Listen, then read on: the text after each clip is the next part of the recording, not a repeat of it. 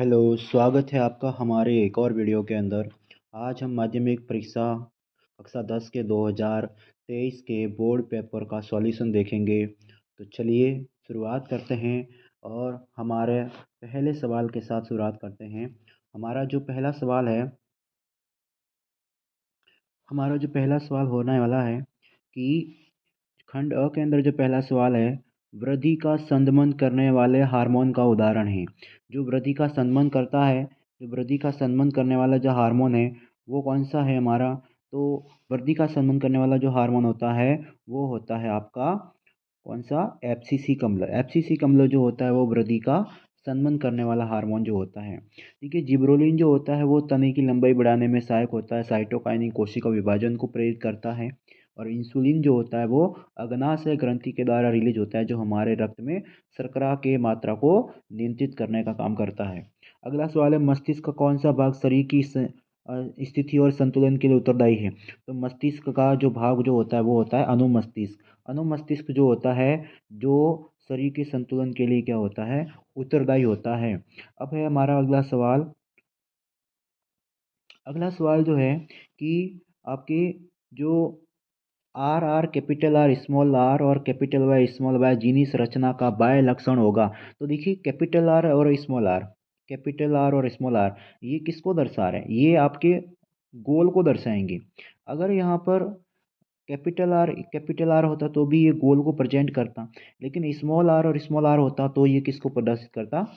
अपने झुर्रीदार को प्रदर्शित करता। और यहाँ पर कैपिटल वाई और स्मॉल वाई है तो ये भी किसको दर्शाएगा? आपके पीले को दर्शाएगा। तो यहाँ पर सीधा सीधा आंसर हो जाएगा गोल और पीला।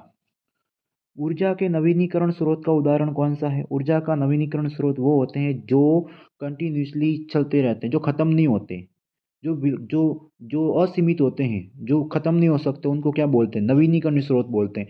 तो देखो, यहाँ पर ऑप्शन हो जाएगा आपका पवन ऊर्जा। पवन ऊर्जा और सौर ऊर्जा की बात करें तो ये दोनों के दोनों ऊर्जा के नवीकरणीय स्रोत कहलाते हैं। बाकी पेट्रोल है, कोयला है, लकड़ी है, ये कैसे होते हैं? अनवीनीकरणीय स्रोत होते हैं।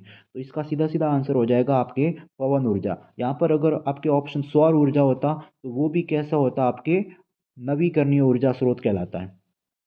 फिर बात करते हैं, अपने अगले सवाल की तरफ चलते हैं।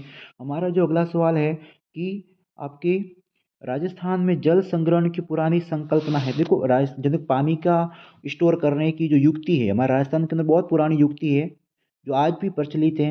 तो उसको बोलते हैं खड़ीन। वैसे ये खादिन लिखा हुआ है, वैसे इसको खड़ीन कहा जाता है। खड़ीन वो आपकी जो टेक्निक है जिसके थ्रू राजस्थान के अंदर पानी, जो बरसात का पानी है वगैरह, उसको क्या किया जाता है? स्टोर करके रखा जाता है, उसका संग्रहण किया जाता है, जिसको हम खादीन या खड़ीन कहते हैं। दिए गए चित्र में कोण एक्स का मान, तो देखो जाहिर सी बात है, आपने प्रकाश के परावर्तन, अगर आपने रूल ऑफ रिफ्लेक्शन पढ़े होंगे तो आपने पढ़े होंगे कि प्रकाश की आपतित किरण, अभिलंब और परावर्तित किरण तीनों एक ही तल पर स्थित होते हैं। और अपने जो आपतन कोण जो होता है परावर्तन कोण के बराबर होता है, यानी कि कोण आई बराबर कोण आर, ये आपने पढ़ा होगा। तो जाहिर सी बात है, यहाँ पर जो दूसरा नियम ये क्या काम कर रहा है कि देखिए, आपतित किरण और अभिलंब के बीच में कितने डिग्री का कोण है? 30 डिग्री का कोण है। तो आपके अभिलंब और यहाँ पर भी कौन से कितने डिग्री का कोण बनेगा? अगर यहाँ पर देखो रूल अप्लाई हो रहा है कोण आई बराबर कोण आर, तो ये 30 डिग्री का कोण है, तो यहाँ पर भी कितने डिग्री का कोण होगा? 30 डिग्री का कोण होगा। तो सीधा सीधा आंसर हो जाएगा आपका दो आंसर हो जाएगा आपका। कोण कितना होगा? 30 डिग्री का हो जाएगा। फिर हमें हमारा अगला सवाल है, अगले सवाल पर बात करें कि अगला सवाल क्या कहता है?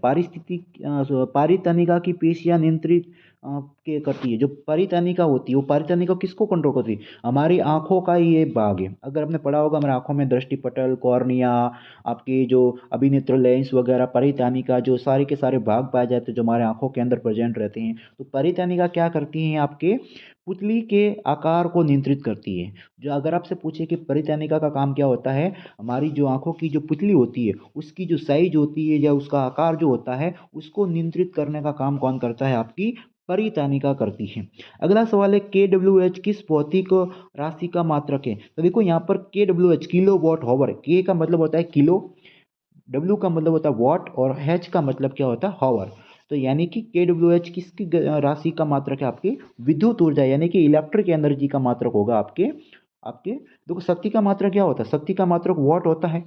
संवेग जो आपने पढ़ा होगा P बराबर mv पढ़ा होगा, जो आपके उसके अंदर आपने पढ़ा होगा किलोग्राम आपके मीटर सेकंड स्क्वायर पढ़ा होगा मात्रक। और जो आपका बल होता है, बल का मात्रक क्या होता है? न्यूटन। तो ये KWH किसका मात्रक होगा? विद्युत ऊर्जा का मात्रक होगा।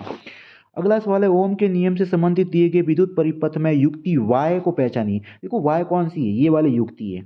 अब आप सबसे पहले तो आप नोटिस कीजिए कि ये है वो क्या सकता है?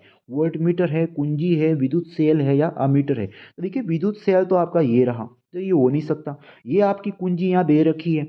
अब ये पूछ रहा है कि वाई वाली स्ट्रक्चर, तो ध्यान से नोटिस करोगे तो ये जो परिपथ देख रहे हो ये श्रेणी क्रम में नजर आ रहा है। ये देखिए यहाँ पर जो रेजिस्टेंस प्रतिरोध जुड़ा हुआ है वो कौन से क्रम में? सीरीज क्रम में, श्रेणी क्रम के अंदर जुड़ा हुआ है। और तो श्रेणी क्रम में क्या जोड़ा जाता है? श्रेणी क्रम में किसको जोड़ते हैं? वोल्ट मीटर को तो जोड़ते नहीं है। श्रेणी क्रम में किसको जोड़ा जाता है? अमीटर को जोड़ा जाता है। तो सीधा सीधा तो ये वाई क्या होगा? आपका अमीटर होगा। तो यहाँ पर आंसर हो जाएगा आपका अमीटर। ठीक है, फिर बात करते हैं। देखो वोल्ट मीटर को समांतर क्रम में अपना, अगर अपना वोल्ट मीटर विभवांतर मापना हो तो वोल्ट मीटर यूज किया जाता है। अमीटर से आपकी विद्युत धारा मापी जाती है। अगला सवाल है आपका कि अपने जो वातावरण में चांदी के ऊपर काली परत चढ़ने की प्रक्रिया क्या कहलाती है? जाहिर सी बात है, चांदी की परत अगर काली हो जाती है किसकी वजह से? कोरिजन की वजह से, संसारण की वजह से। लोहे की परत भूरी हो जाना, काली चांदी की परत काली हो जाना, वो सब किसकी वजह से होता है? कोरिजन यानी कि संचारण की वजह से होता है। फिर बात करते हैं एल्यूमिनियम, फेरस तथा जिंक की अभिक्रियाशीलता का सही बढ़ता हुआ क्रम क्या होगा? तो देखिए यहाँ पर सबसे ज़्यादा क्रियाशील कौन होगा उस कंडीशन में देखना है आपको कि सबसे ज़्यादा अभिक्रियाशील कौन है और उसके बाद कम कौन है, उसके सबसे कम कौन है। तो देखो यहाँ पर अगर बात करें तो सबसे ज़्यादा अगर क्रियाशीलता की बात करें तो यहाँ पर होना चाहिए आपके देखो एल्यूमिनियम की क्रियाशीलता अगर जिंक और अपने फेरस की तुलना में बात की जाए तो ज़्यादा होती है उस कंडीशन में, तो फिर इसकी क्रियाशीलता सबसे ज़्यादा होनी चाहिए। तो देखो यहाँ ये जिंक सबसे ज़्यादा दे रखा है, यहाँ पर फेरस दे रखा है, या जिंक वापस दे रखा है, यहाँ पर एल्यूमिनियम दे रखा है। तो अगर बात करें तो यहाँ पर जो क्रियाशीलता यानी ज़्यादा अभिक्रियाशील कौन है, तो ज़्यादा सबसे ज़्यादा आपके एल्यूमिनियम होगा, फिर आपके जिंक होगा, फिर आपके फेरस होगा। तो इसका आंसर क्या हो जाएगा आपका? ए, यानी कि Fe, फिर जिंक, फिर आपके सबसे ज़्यादा एल्यूमिनियम। यहाँ पर दे रखा है कि CH3COOH प्लस CH3CH2OH।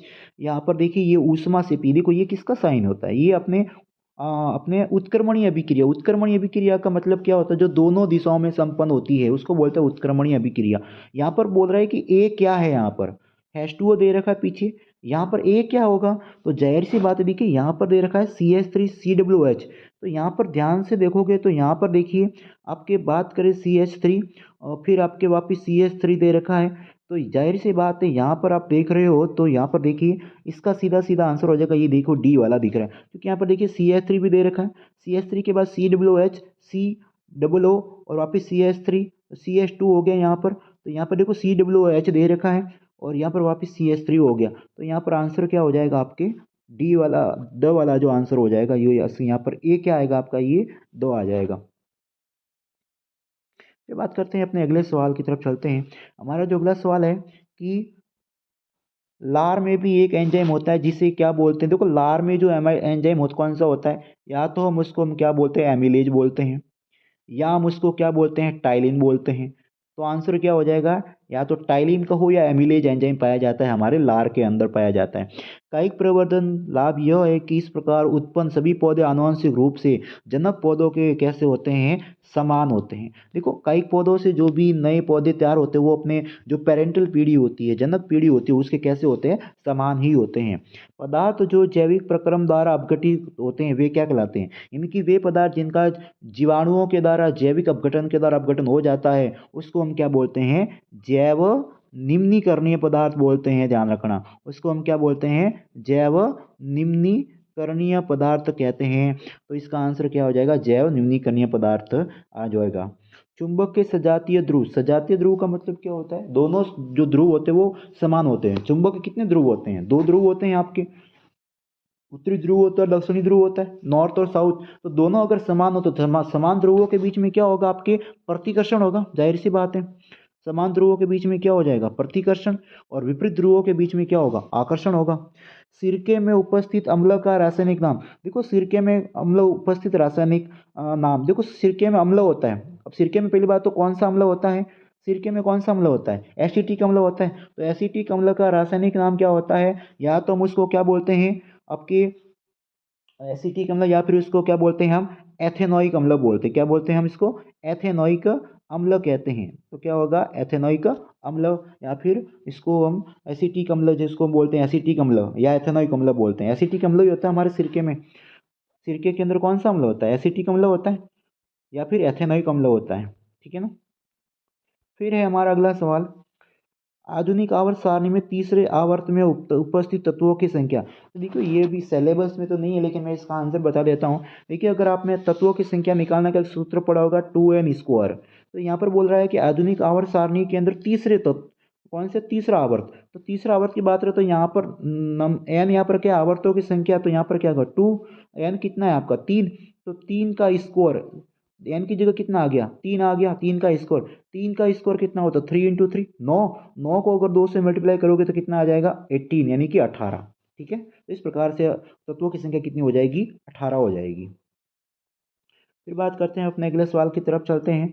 हमारा जो अगला सवाल है कि हार्मोन की क्रिया को कौन सी क्रियाविधि नियंत्रित करती है? तो हार्मोन की क्रियाविधि को कौन सी क्रियाविधि नियंत्रित करती है? आपके पुनर्भरण, यानी कि पुनर्भरण जो होती है वो आपके पुनर्भरण जो क्रियाविधि होती है वो क्या करती है? आपके हार्मोन की क्रियाविधि को नियंत्रित करती है। बहुखंडन प्रदर्शित करने वाले एक जीव का नाम। तो देखो बहुखंडन किस में होता है? आपके प्लाज्मोडियम, आपने पढ़ा होगा कि प्लाज्मोडियम के अंदर क्या होता है? बहुखंडन होता है। प्लाज्मोडियम में क्या होता है? बहुखंडन होता है। प्लाज्मोडियम के द्वारा कौन सा रोग होता है? आपके मलेरिया रोग होता है। जीवाश्म ईंधन के उपयोग से होने वाले एक हानि। तो जाहिर सी बात है जीवाश्म ईंधन की बात करें तो इससे आपकी क्या हानि हो सकती है? आपकी पर्यावरण प्रदूषण। मेन तो क्या होगा? पर्यावरण प्रदूषण देखने को मिलेगा। पर्यावरण प्रदूषण है जिस ये भी इससे हानि ही है। और क्या है? पारितंत्र के अजैव घटक। अजैव घटक की बात करें तो देखो अजैव एक होता है जैव घटक और एक होता है अजैव घटक। अजैव घटक की बात करें तो इसके अंदर आपके जैसे कि आपके जैविक घटक में, जैव घटक में क्या आते हैं आपके? जैसे कि वनस्पति वगैरह, जीव जंतु वगैरह, वो सारे किस में आते हैं? जैव घटक में आते हैं। अजैव घटक की बात करें तो पानी है, जल है, नमी है, तापमान है, वायु है, ये सब क्या होते हैं? आपके अजैव घटक के अंदर आते हैं। दो भौतिक राशियां पी 5Q, सॉरी 5 ओम। ओम क्या है? प्रतिरोध का मात्रक। क्यू, क्यू बराबर 8 × 10⁻⁴ ओम मीटर है। चालकों की लंबाई आधी कर दें पर पी व क्यू के संगम मान, यानी कि आधी कर दी जाए। मान लो पी को अगर आप आधी कर दो, पी को अगर आधी कर दो और क्यू को आधी कर दो, तो पी का मान कितना? 5। 5 को आधा कर दोगे तो कितना हो जाएगा? 5 को आधा कर दोगे तो कितना हो जाएगा? 2.5 ओम। 2.5 ओम हो जाएगा। और यहाँ पर अगर 8 × 10⁻⁴ को आधा कर दे, 2 को डिवाइड कर दे, तो ये भी कितना हो जाएगा आपका? ये भी इसका आधा जाएगा। तो ये कितना हो जाएगा? 2 चौके 8, तो आपके हो जाएगा 4 × 10⁻⁴ ओम हो जाएगा। तो आधा हो जाएगा। दोनों का मान कैसा हो जाएगा? आपके आधा आधा हो जाएगा। ये 2.5 आ जाएगा और यहाँ पर 2 से डिवाइड करते हो तो आंसर इसका हो जाएगा आधा मान 4 × 10⁻⁴ ओम मीटर। ठीक है। फिर बात करते हैं अपने अगले सवाल की तरफ चलते हैं। कितना अगला सवाल जो दे रखा है, दो चुंबकीय चित्र रेखा एक दूसरे को प्रतिच्छेद नहीं करती है। देखो दो चुंबकीय चित्र एक दूसरे को प्रतिच्छेद नहीं करती है, क्योंकि देखा होगा आपने कि जो एक जैसे कि मतलब चुंबक है उसके अंदर एक जैसे कि एक चुंबक की सुई होती है। अगर चुंबक की सुई अगर होती है, अगर दोनों अगर एक प्रतिच्छेद करेगी तो फिर एक चुंबक की सुई की दिशा दोनों दिशा में होनी चाहिए, और दोनों दिशा में होगी तो वो पॉसिबल ही नहीं है। तो उस कंडीशन के अंदर चुंबक की सुई दोनों दिशा में विक्षेपित हो ही नहीं सकती, या तो एक ही दिशा में विक्षेपित होगी। तो इसलिए क्या होता है, चुंबक की सुई एक दूसरी रेखा को प्रतिच्छेद नहीं करते हैं। फिर बात है अगला सवाल। अगले सवाल पर चलते हैं। हमारा अगला सवाल है कि किसी विद्युत धारावाही परिनालिका के भीतर उसके चारों चुंबकीय चित्र रेखाओं को प्रदर्शित करने का चित्र बनाई। तो देखिए इस प्रकार से आपके एक धारावाही चुंबकीय कुंडली जो आपने पढ़ी होगी इस प्रकार से देखा होगा। अब देखो यहाँ पर जैसे कि आपके एक अपने क्या बोलते हैं बैटरी जुड़ी हुई होती है इस प्रकार से, और यहाँ पर दे रखा है कि और यहाँ पर देखा होगा हमने कि किस प्रकार से देखो यहाँ पर एक धारावाही कुंडली इस प्रकार से लिपटी हुई होती है। अब ये बोल रहा है कि धारावाही कुंडली इस प्रकार से लिपटी होती है, और जब इसके अंदर धारा प्रवाहित की जाती है तो इस प्रकार से देखो चुंबकीय चक्र रेखा इस प्रकार से उत्पन्न होती है, और चुंबकीय चक्र रेखा इस प्रकार से उत्पन्न होती है इस प्रकार से। और यहाँ पर भी क्या बनाती है आपके चुंबकीय चक्र रेखा, यहाँ पर भी उत्पन्न हो जाती है इस प्रकार से। तो यहाँ पर देखिए आपने देखा होगा कि जो ये वाला प्लस है और ये वाला माइनस है, तो चुंबकीय चक्र रेखा कहाँ से हमेशा पता है आपको धारा का प्रवाह प्लस से माइनस की रेखा की ओर होता है। तो ये जो एरो देख रहे हो इस प्रकार से यहाँ से कुंडली धारीवारी रेखा है तो आपके अंदर प्रवेश करती है। तो इसका एरो का निशान भी किस प्रकार से होगा, इस प्रकार से होगा। तो ये इस प्रकार से क्या होता है, ये आपके एक परिनालिका के अंदर हमने क्या बनाया है, इस प्रकार से परिनालिका बना के इसके अंदर क्या दर्शाइए, अपने चुंबकीय क्षेत्र रेखा को दर्शाइए। आपके परिनालिका अगर परीक्षा में एग्जाम में सवाल पूछा जाता है तो इस प्रकार से आप परिपथ बना के आपको धारावाहिक कुंडली में बना के आपको परिनालिका को दर्शाना है इसके अंदर, और चुंबकीय क्षेत्र रेखाओं को यहाँ पर दर्शाना है। फिर है अपना अगला सवाल। अगला सवाल क्या कहता है कि उदासीनीकरण अभिक्रिया को आपके प्रदर्शित कीजिए। तो देखो उदासीनीकरण अभिक्रियाओं की बात करें तो उदासीनीकरण अभिक्रियाओं को प्रदर्शित करें तो देखिए उदासीनीकरण अभिक्रिया क्या होती है, जब अम्ल किसके साथ में रिएक्शन करता है, क्षार के साथ में रिएक्शन करता है। तो जब अम्ल क्षार के साथ में रिएक्शन करता है तो क्या बनाता है, लवण और जल बनाता है। जाहिर सी बात है लवण और जल बनाता है। ये इसको हम क्या बोलते हैं, उदासीनीकरण अभिक्रिया। इसने बोला परिभाषित कीजिए। तो अम्ल जब क्षार के साथ में अभिक्रिया करता है तो क्या बनाता है, लवण और जल बनाता है, जिसको हम क्या बोलते हैं, उदासीनीकरण अभिक्रिया कहते हैं। एक आपको समीकरण इसका जरूर याद रखना, एक समीकरण जरूर याद रखना। अगर परीक्षा में पूछा जाए कि समीकरण लिखिए तो देखो एक एसिड क्या ले, हम अगर बात करें यहाँ पर एसिड की बात करें तो HCl लेते हैं, हाइड्रोक्लोरिक अम्ल लेते हैं। किसके साथ में अभिक्रिया कर रहा है, क्षार के साथ में। तो एक क्षार ले लेते हैं NaOH। NaOH क्या होता है, सोडियम हाइड्रोक्साइड होता है। तो मान लो ये इसके साथ में जब रिएक्शन करता है तो यह उत्पाद में क्या बनेगा, आपके लवण बनेगा। लवण क्या बनेगा आपका, NaCl। लवण क्या बन जाएगा, NaCl, और साथ में क्या बन जाएगा, जल बन जाएगा। तो इस प्रकार से ये एक प्रकार का इस समीकरण याद रखना, HCl जो हाइड्रोक्लोरिक अम्ल होता है किसके साथ में रिएक्शन कर रहा है, सोडियम हाइड्रोक्साइड के साथ में रिएक्शन करेगा। तो उत्पाद में क्या बनेगा आपका, लवण NaCl, और साथ में क्या बन जाएगा आपका, जल बन जाएगा। ये इसका हो गया एक प्रकार का समीकरण। फिर बात करते हैं अपने अगला सवाल जो है। अगला सवाल क्या है, आधुनिक आवर्त सारणी का नियम लिखिए। अभी हाल के जो वर्तमान में जो आपका सिलेबस है उसमें आधुनिक आवर्त सारणी के बारे में टॉपिक नहीं है, तो उसको वैसे तो नहीं दे रखा है सिलेबस में, लेकिन बता देता हूँ मैं आपको कि आधुनिक आवर्त सारणी जो होती है उसका नियम होता है कि इसमें जो उनको आधुनिक आवर्त सारणी में जो तत्व होते हैं उनको परमाणुओं के बढ़ते क्रम में परमाणुओं के बढ़ते क्रम में उसको रखा गया है, बढ़ते क्रम में।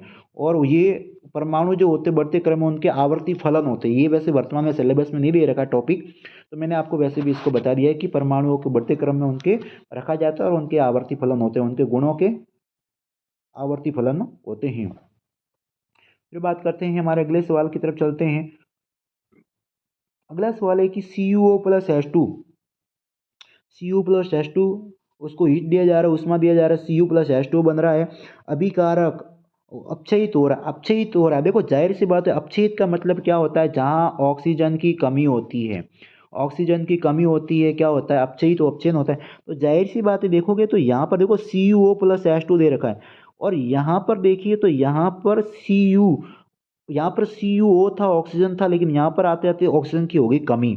तो कौन सा पदार्थ अपचयित हुआ है, CuO का अपचयन हुआ है। तो यहाँ पर आंसर क्या हो जाएगा, जहाँ जिसमें ऑक्सीजन की कमी हो जाती है वो क्या हो जाएगा, आपके अपचयन हो जाएगा। और जहाँ वृद्धि होगी वहाँ क्या होगा, उपचयन हो जाएगा। क्या हो जाएगा, वहाँ पर उपचयन हो जाएगा। तो CuO वहाँ पर क्या हो रहा है, अपचयित हो रहा है। अगला सवाल है, आयोडीन, हीरा तथा सोडियम में सबसे कठोर पदार्थ कौन सा है। तो भाई जाहिर सी बात है सबसे कठोर पदार्थ क्या होगा, इसमें हीरा ही होगा, डायमंड सबसे कठोर पदार्थ होगा। मीथेन की इलेक्ट्रॉन बिंदु संरचना, भाई साहब बहुत ही अच्छा सवाल है। इलेक्ट्रॉन बिंदु संरचना का एक सवाल जरूर एग्जाम में देखने को मिलेगा। और मीथेन, देखो मीथेन की सबसे पहले बात करते हैं, इलेक्ट्रॉन बिंदु संरचना कैसे होगी। देखिए मैं यहाँ बना रहा हूँ, देखिए ये कार्बन है, कार्बन की वैलेंसी कितनी होती है, 4 होती है। बायोटम कोष में कितने इलेक्ट्रॉन होते हैं आपके, 4 इलेक्ट्रॉन होते हैं। अब बात करते हैं CH4, फॉर्मूला क्या होता है मीथेन का, मीथेन का फॉर्मूला क्या होता है, CH4 होता है। भाई मीथेन के में कितने हाइड्रोजन जुड़े होते हैं, 4 हाइड्रोजन जुड़े होते हैं। तो यहाँ पर एक हाइड्रोजन जुड़ेगा, एक यहाँ हाइड्रोजन जुड़ेगा, एक एक आपके यहाँ हाइड्रोजन जुड़ेगा, और एक आपके यहाँ हाइड्रोजन जुड़ेगा। हाइड्रोजन में इलेक्ट्रॉन की संख्या यहाँ पर कितनी होगी, इसकी एक होगी, इसकी भी, यहाँ पर भी इसकी एक इलेक्ट्रॉन होगी, यहाँ पर भी इसका एक इलेक्ट्रॉन होगा, यहाँ पर भी इसका एक इलेक्ट्रॉन होगा। अब उनको क्या करना है, यहाँ पर इस प्रकार से करना है, ये इस प्रकार से, ये इस प्रकार से, और ये इस प्रकार से।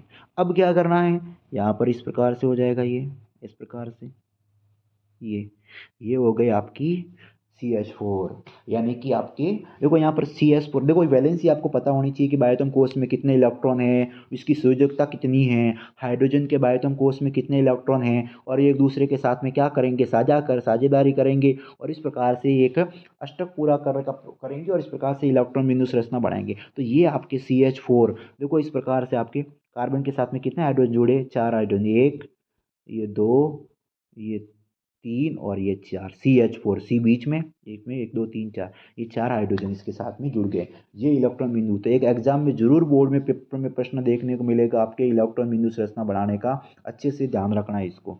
फिर बात करते हैं अपने अगले सवाल की तरफ चलते हैं। अगला सवाल है जैव प्रक्रम को परिभाषित कीजिए। तो देखिए जैव प्रक्रम तो पता ही है आपको, जैव प्रक्रम जीवों के अनुरक्षण के लिए की जाने वाली क्रियाओं को हम क्या बोलते हैं, जैव प्रक्रम, जिसमें बहुत सारी क्रिया है, श्वसन, उत्सर्जन, परिसंचरण, रक्त परिसंचरण, तंत्रिका तंत्र, उत्सर्जन तंत्र, जितने भी हमने चीजें, जो भी सिस्टम्स वगैरह, पाचन तंत्र, डाइजेशन वगैरह, वो सब के सब जरूरी होते हैं, उसको हम क्या बोलते हैं, जैव प्रक्रम बोलते हैं। एक लिंगी पुष्प को परिभाषित कीजिए। एक लिंगी पुष्प का मतलब क्या होता है, वह पुष्प जिसमें एक लिंग पाया जाता है। अब एक लिंग कौन सा, या तो पुंकेसर होता है, या फिर क्या होता है, स्त्री केसर होता है। मेल भाग पुंकेसर, फीमेल भाग होता है आपका पुंग स्त्री केसर। दोनों में से अगर एक ही भाग पाया जाता है तो उसको हम क्या बोलते हैं, जब एक ही जनन अंग पाया जाता है तो उसको हम क्या बोलते हैं, एक लिंगी पुष्प बोलते हैं। उदाहरण की बात करें तो तरबूज, खरबूज, ये वगैरह क्या आपके एक लिंगी पुष्प होते हैं। वर्तिकाग्र पर पराग कणों के अंकुरण का चित्र बनाइए। तो जाहिर सी बात है, एक चित्र आपको याद रखना है। वर्तिकाग्र इस प्रकार से, यहाँ पर आपको ओवरी होता है, इस प्रकार से यहाँ पर बीच वाला भाग वर्तिका होता है, ऊपर वाला भाग आपके वर्तिकाग्र होता है, और किस प्रकार के यहाँ पर आपके पराग कणों का जो ट्रांसफर होता है, वो चित्र, बेसिक चित्र बनाना है आपको। पर्यावरण के विभिन्न घटकों के बीच ऊर्जा के प्रवाह को समझाइए।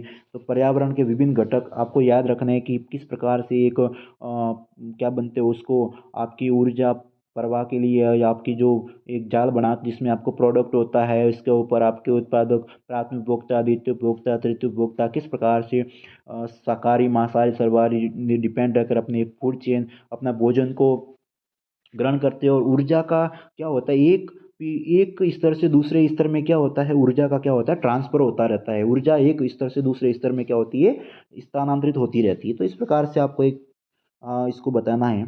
लेंस के आवर्धन की परिभाषा दीजिए। देखो लेंस का आवर्धन पढ़ा होगा आपने, प्रतिबिंब की ऊंचाई और बीम की ऊंचाई का अनुपात क्या कहलाता है, आवर्धन कहलाता है। और ये गुण क्या कहलाता है, आवर्धनता। यानी कि एम बराबर क्या होता है, H dash upon H, H dash यानी पे पढ़ा होगा आपने, एम बराबर वी अपॉन यू। अगर v माइनस में है तो यहाँ पर क्या होगा, वास्तविक प्रतिबिंब बनेगा। अपने v यहाँ पर क्या है, प्रतिबिंब की ऊंचाई, u क्या है यहाँ पर, बीम की ऊंचाई। तो ये क्या कहलाता है आपका, मैग्निफिकेशन कहलाता है, आवर्धन कहलाता है। वाहनों के पक्ष दर्पण के पक्ष के रूप देखने के लिए कौन सा दर्पण, बड़ा अच्छा इंपॉर्टेंट सवाल है, एग्जाम में आने वाला सवाल है कि वाहनों के पक्ष रूप को देखने के लिए कौन सा दर्पण उपयोग में लिया जाता है। तो आपका उत्तल दर्पण उपयोग में लिया जाता है। कौन सा दर्पण लिया जाता है, उत्तल दर्पण उपयोग में लिया जाता है, उत्तल दर्पण उपयोग में लिया जाता है। ठीक है। विद्युत विभवांतर की परिभाषा लीजिए। विद्युत विभवांतर क्या होता है, जब किसी भी विद्युत क्षेत्र के अंदर, मान लो कि एक विद्युत क्षेत्र में, इसमें जब कोई एकांक धन आवेश है, उस एकांक धन आवेश को एक बिंदु से दूसरे बिंदु तक लाने में जो किया गया कार्य, यानी कि एकांक धन आवेश मान लो ये, उसको यहाँ से यहाँ तक लाने में किया गया जो कार्य है, वो क्या कहलाता है, आपका विद्युत विभवांतर कहलाता है।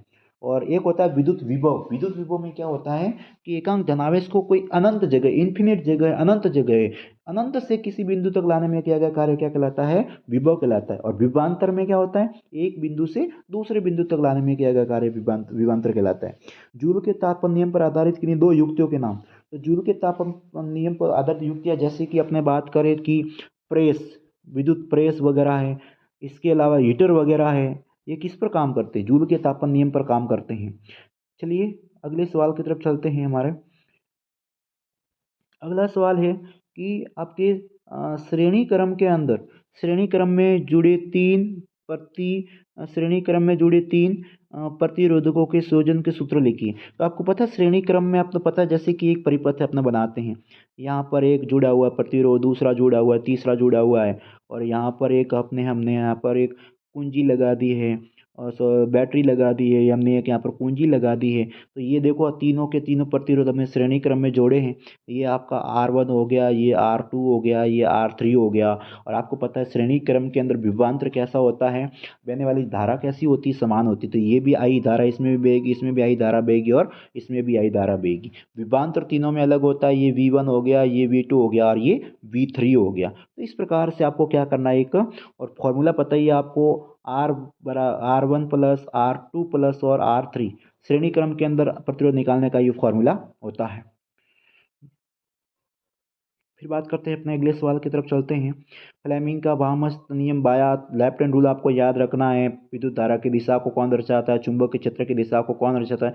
तो आपको बड़ा सिंपल सा सवाल है, लेफ्ट हैंड रूल आपको याद रखना है, बाएं हाथ का नियम याद रखना। क्यों, अंगूठा किसको प्रदर्शित कर रहा है, मुड़ी हुई अंगुलियां किसको प्रदर्शित कर रही है, वो तर्जनी किसको प्रदर्शित कर रही है। फिर बात करते हैं घरेलू विद्युत परिपथों में उपकरणों को समांतर क्रम में क्यों संयोजित करते हैं। तो देखिए हमारे घरों के अंदर जो बिजली होती है वो समांतर क्रम में आती है। देखो समांतर क्रम में आने का, क्योंकि घरों में जो आने वाली बिजली होती है उसके अंदर जो प्रवाहित होने वाली धारा कैसी होती है, अलग अलग होती है। तो मान लो किसी विद्युत घर रूम के अंदर, घरों के अंदर कोई शॉर्ट सर्किट होता है, लघु पतन होता है, तो उससे वहाँ की जो धारा होती है लाइट वो बाधित होती है, लेकिन बाकी की जो जो धारा बहती है वो कंटिन्यूसली चलती रहती है। तो इसलिए बेसिकली क्या होती है कि हमारे घरों के अंदर धारा का रुकावट नहीं आता है, बैरियर नहीं आता है। इसलिए उस कंडीशन में कौन से क्रम में जोड़ा जाता है, इसको हम वह अपने समांतर क्रम में जोड़ा जाता है। फिर विद्युत चुंबकीय प्रेरण को परिभाषित कीजिए कि भाई जब किसी धारावाही कोई कुंडली हो उसके अंदर जब विद्युत धारा प्रवाहित की जाती है तो उसमें जब से उसको कुंडली धारा प्रवाहित करने पर वो एक चुंबकीय क्षेत्र किस प्रकार से उसमें प्राप्त होता है। चुंबकीय, जिसको हम क्या बोलते हैं, बेसिकली चुंबकीय प्रेरण कहते हैं। बर्जन निस्तापन क्या होता है, बर्जन पता ही है। बर्जन में क्या होता है, सल्फाइड अयस्कों को वायु की उपस्थिति में गर्म करने पर ऑक्साइड बनते हैं, उसको क्या बोलते हैं, बर्जन बोलते हैं। निस्तापन में क्या होता है, कार्बोनेट अयस्कों को वायु की उपस्थिति में गर्म करने पर कार्बोनेट के ऑक्साइड बनते हैं, जिसको हम क्या बोलते हैं, निस्तापन बोलते हैं। निम्नलिखित अभिकर्मों के साथ एथेनॉल की रासायनिक समीकरण की संतुलन समीकरण लिखिए। तो देखो यहाँ पर एक समीकरण बात करें, एन ए के साथ में अभिक्रिया जैसे कि आपके यहाँ पर हो जाए, मैं यहाँ पर ये पूरी नहीं आ पाएगी, CH3CH2OH इसके साथ में भी क्रिया करनी है आपके Na के साथ में। ठीक है, इसका उत्पाद मैं नीचे बना रहा हूँ जगह नहीं होने की वजह से। तो यहाँ पर उत्पाद क्या बनेगा आपका, CH3 हो जाएगा, CH2 हो जाएगा, और प्लस क्या हो जाएगा, ONA प्लस क्या बनेगा, साथ में हाइड्रोजन गैस निकलेगी। तो यहाँ पर हाइड्रोजन कितने हैं, दो। तो यहाँ पर भी बैलेंस करने के लिए हमें क्या करना पड़ेगा, दो यहाँ पर जोड़ने पड़ेंगे। तो इस देखो आप, इस प्रकार से ये हो जाएगी आपके इसके सोडियम के साथ में अभिक्रिया। फिर बात करें अगर 473 केल्विन ताप पर सांद्र H2SO पर बन रहा है, तो यहाँ पर कैसे हो जाएगा आपके, देखिए इस प्रकार से हो जाएगा। ये आपका CH3CH2OH, और इसको अगर हम गर्म करेंगे तो यहाँ पर एथिन हो जाएगा, CH2 बराबर दो बॉन्ड हो जाएंगे, CH2 प्लस क्या हो जाएगा आपके H2O बन जाएगा। तो इस प्रकार से ये आपके अभिक्रिया बनेगी। साबुन की मिसेल की संरचना का चित्र, जाहिर सी बात है आपने बुक के अंदर दे रखा है, आपका साबुन की संरचना का चित्र इस प्रकार से आपने बनाया होगा।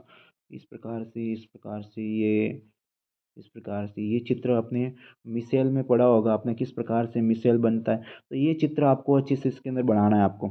न्यूलैंड का अष्टक नियम आपके सिलेबस में नहीं है अभी के लिए। फिर बात करते हैं अगले सवाल की तरफ। अगला सवाल जो है हमारा, भाई अभी पेपर लंबा है। अंडाशय से स्रावित हार्मोन का नाम, तो देखिए अंडाशय से कौन सा हार्मोन स्रावित होता है अपना, अंडाशय से आपके इंसुलिन, सॉरी ये अंडाशय पूछा, अग्नाशय नहीं है। अंडाशय, अंडाशय से कौन सा हार्मोन रिलीज होता है, एस्ट्रोजन हार्मोन रिलीज होता है। तो ये क्या करता है, द्वितीयक लैंगिक लक्षणों को प्रेरित करता है, द्वितीयक लैंगिक लक्षणों को विकसित करने का काम करता है अपना। फिर बात करते हैं अपने समजात और समरूप, ये भी हाल ही के सिलेबस में नहीं दे रखा है समजात। फिर बता देता हूँ कि समजात किसको बोलते हैं, जिसमें जो जिन अंगों की उत्पत्ति संरचना समान हो लेकिन कार्य अलग अलग होते हैं, जिसको समजात बोलते हैं। समरूप में उत्पत्ति संरचना समान अलग अलग होती है लेकिन कार्य समान होते हैं, जिसको हम क्या बोलते हैं, समरूप या समवर्ती अंग बोलते हैं। तारे क्यों टिमटिमाते पता ही है, मेनली इसका कारण जो होता है आपके प्रकाश का अपवर्तन, जिसकी वजह से जो सूर्य, जो भी तारों से आने वाले प्रकाश का जो होता है उनको कई परतों से गुजरना पड़ता है। कई वायुमंडलीय परतों से गुजरना पड़ता है। तो हमारे यहाँ पर आते आते आते वो क्या हो देते हैं, इस प्रकार से हमें तारे हुए टिमटिमाते नजर आते हैं, जिसका मेन कारण होता है प्रकाश का अपवर्तन।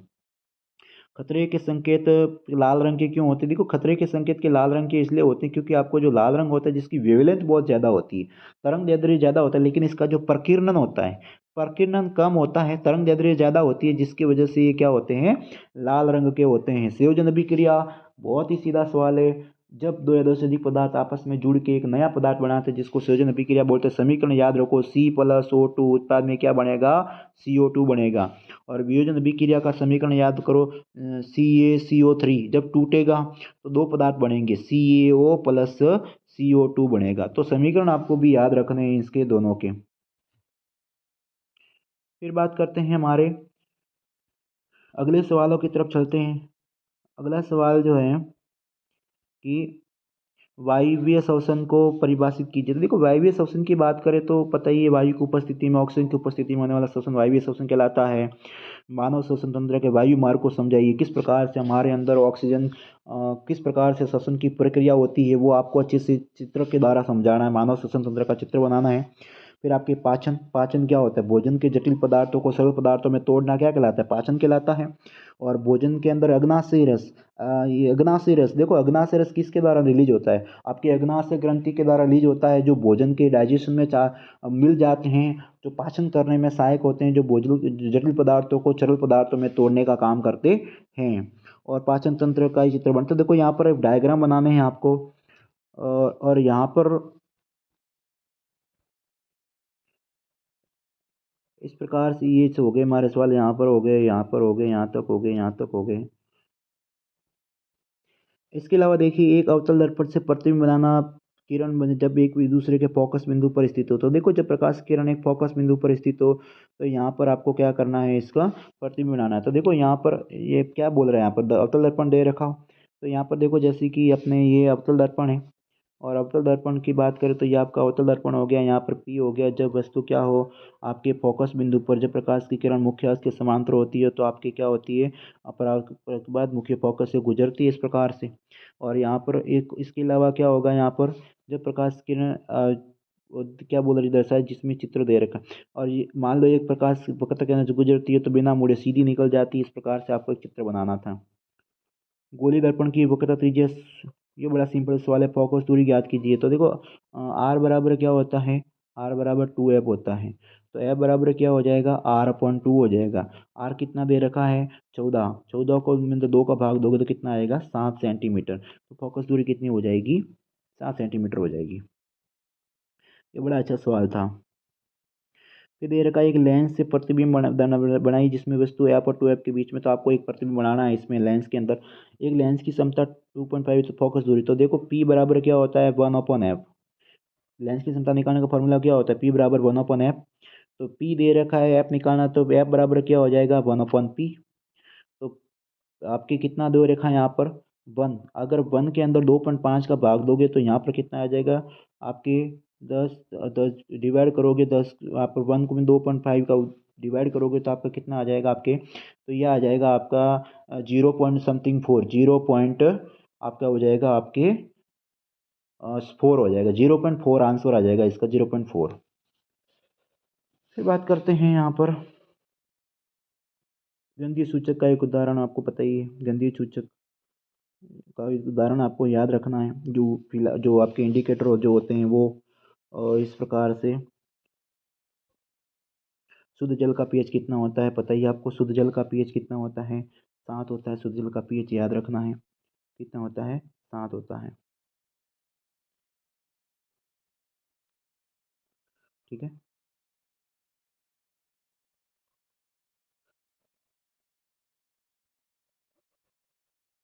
फिर बात करते हैं, अपने अगले सवाल की तरफ चलते हैं।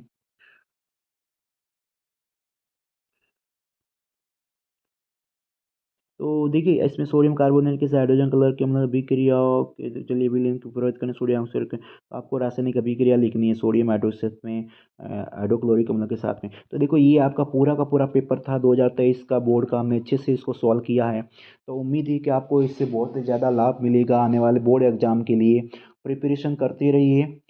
और इस प्रश्न पेपर को अच्छे से सॉल्व करते रहिए अपने स्तर पर, और शेयर करते रहिए, ताकि शेयर करने से भी आपको फ़ायदा है और सामने वाले को भी फ़ायदा है। तो उम्मीद करते हैं कि आपको ये पेपर का सॉल्यूशन समझ में आया होगा। मिलते हैं अपने एक और वीडियो के साथ, तब तक के लिए चैनल को सब्सक्राइब करते रहिए, शेयर करते रहिए। धन्यवाद। जय हिंद।